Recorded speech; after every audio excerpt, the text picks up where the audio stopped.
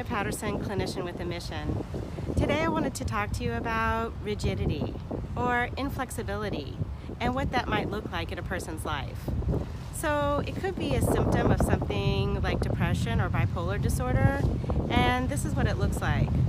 Being rigid or inflexible to schedule changes, being overly critical of people that you meet, how they're dressed, the nuances of the things that they say. These are all kind of like warning signs that perhaps there's some inflexibility or rigidity happening in a thinking process.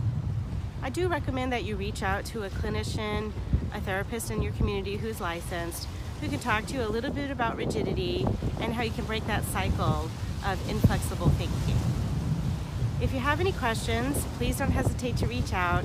My name is Tina Patterson, and on Facebook I am Clinician with a Mission. And be sure to access my YouTube channel, Tina Patterson, Clinician with a Mission. Take care.